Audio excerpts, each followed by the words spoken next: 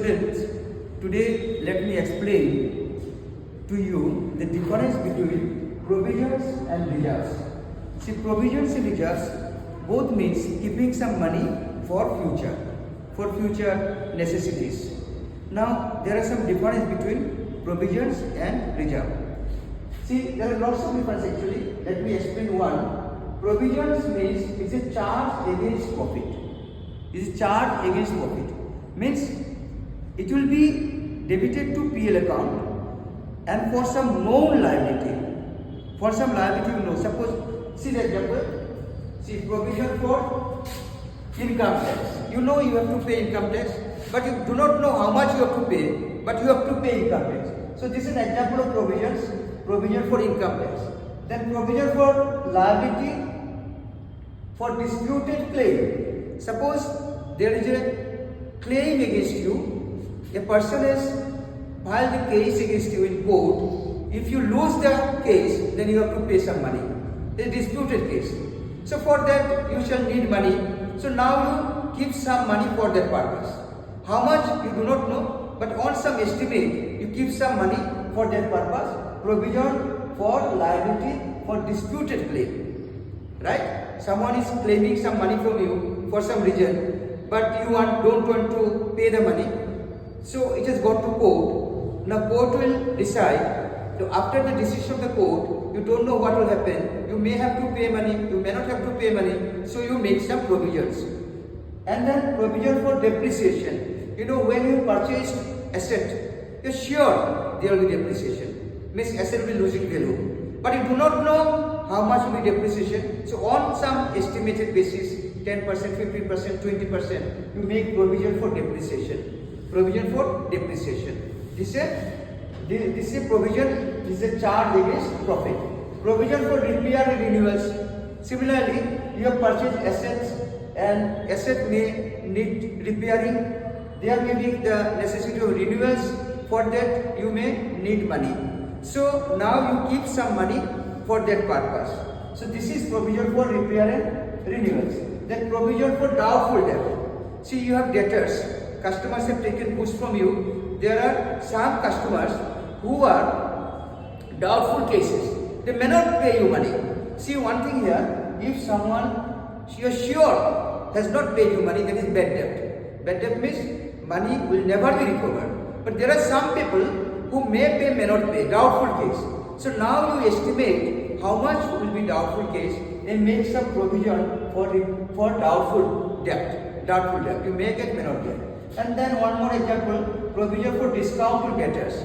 You have debtors, means customer. So suppose you have said to them, if you pay money earlier, we shall give you discount. We shall allow discount. Now, if anybody pays you money earlier, you have to pay discount. You have to give discount. So that is, you don't know how much. So that is provision for discount to debtors. These are all examples of provisions. So I have said it's a charge against profit. There are more distinction between reserve and provision, but I have written one here. Charge against profit is a charge against profit. You have to give it. It is known liability. It's a known liability. It's going to happen. But reserve is appropriation of profit.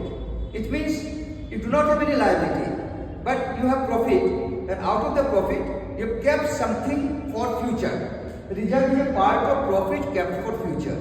Not for any known purpose, not for any liability, but you kept this money for future. For future, maybe you need the money for some purpose, or may not be any purpose, but you have kept the money for future. This is appropriation of profit. Let us see the examples of, see, it is general reserve. Some money you have kept generally for your future purposes. You don't know what purpose. You kept it for future. You may need in future for some any reason. Then capital reserve. This is you have kept for future. Capital reserve. In BCom and other classes you will understand the exact meaning of these things. But now HS first year class, just I am telling this is capital reserve. You don't know for what purpose is kept. There are lot of treatments of this which we taught in BCom only. And contingency reserve. You don't know something may happen in future. Something may happen, may not happen. So that is contingency reserve. Then reserve for expansion. Maybe out of the profit you're keeping some money for future, and that money you shall use for expansion of your business. If you have sufficient money in reserve, then that will be used for expansion of the business, extension, new line of business, and increasing the business volume, etc. Suppose opening new branches, that is expansion of reserve for expansion. Then there will be dividend equalization reserve. See, this is not for sole tradership, it's for company, because company pays dividend to the shareholders. Part of the profit paid to the shareholders. This is applicable in case of companies. Now let me explain. Suppose the company sometimes pays too much dividend, sometimes pays too less dividend, sometimes no dividend. That is bad. That is against reputation. So what company does? Company keeps some money and pays dividend, and next year if profit is less, company pays almost the same amount of dividend. So almost every year if company pays same amount of dividend, it is good for the company reputation. So they keep some profit for future, so that in future if profit is less sometime, then they will pay the almost same amount of dividend. Almost dividend should be every year equal. So that is dividend equalization reserve. It is kept out of profit. Then debenture redemption reserve. You know debenture, if you companies issue share for share capital, getting share capital, and shareholders are the owners of the company. But when company raise money by debenture, then debentures are creditors of the company. And when you issue debenture, company needs money, you will get in HS second year. Company needs money, so company sells debentures. Debentures and company raise money. After some years, these debenture holders will have to repay back the money. They will have to pay back the money. So paying back is known as redemption. Now you issue debenture certificate and taking money. That money company is using. After some years, the company will be refunding or redeeming or repaying the money to the debenture holders. That is debenture redemption reserve. So for that purpose you can keep some money. Then capital redemption reserve. Similarly, for some same purpose, sometimes you have to pay back capital in preferential, etc. So these are the examples of what? Reserves. Now you tell me one or two points. You show here. Okay. You 1 or 2 points. You tell me one more difference between reserve and surplus. Read. One more reserve like this.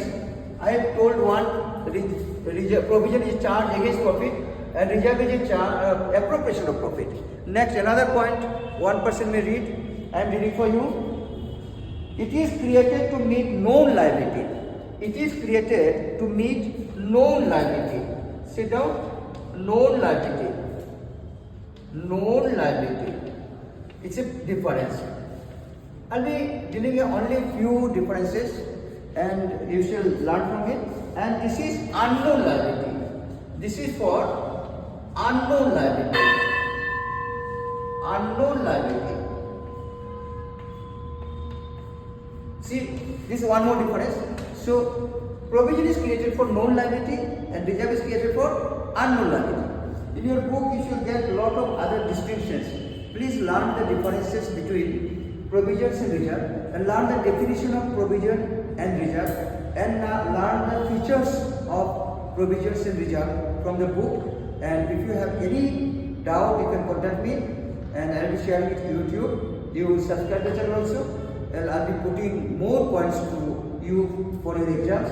And if you need any special point, you just text me. I'll make small videos from anywhere I am there, even out of the class. I'll make videos and I'll share with you. This will be helping you. So thank you very much.